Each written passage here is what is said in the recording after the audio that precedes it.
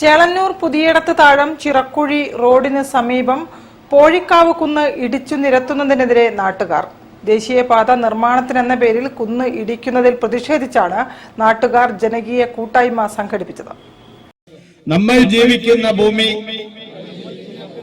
ഗുരുതരമായ പരിസ്ഥിതി പ്രശ്നങ്ങളിലൂടെ കടന്നു പോവുകയാണെന്ന് ഞാൻ മനസ്സിലാക്കുന്നു.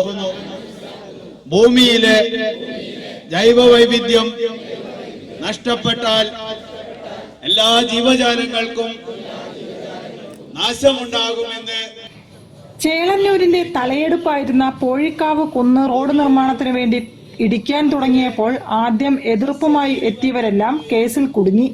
എതിർപ്പുകൾ മെല്ലെ നിശ്ചലമാകുമെന്നാണ് അധികൃതർ വിചാരിച്ചത്. എന്നാൽ കുന്നു തന്നെ ഇല്ലാതാകുന്ന ഘട്ടം വന്നതോടെയാണ് നാടാകെ പ്രതിഷേധവുമായി രംഗത്തെത്തിയത്. കുട്ടികളും സ്ത്രീകളും ഉൾപ്പെടെ നിരവധി പേരാണ് ജനകീയ കൂട്ടായ്മയുടെ പ്രതിഷേധത്തിലേക്ക് ഒഴുകിയെത്തിയത്.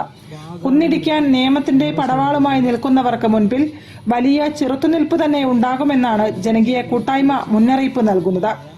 500-ലധികം പേർ പങ്കെടുത്ത കൂട്ടായ്മയിൽ ചേളന്നൂർ ഗ്രാമപഞ്ചായത്ത് പ്രസിഡന്റ് PP നൌഷീർ ഉദ്ഘാടനം നിർവഹിച്ചു.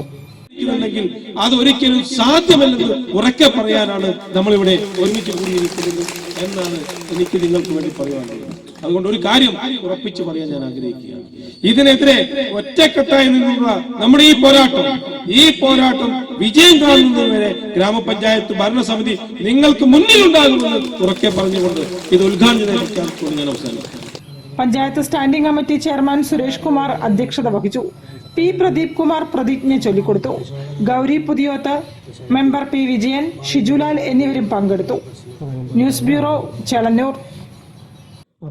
വെറ്ററിനറി ഡോക്ടർമാർക്കായി ഇന്ത്യൻ വെറ്ററിനറി അസോസിയേഷൻ സംഘടിപ്പിച്ച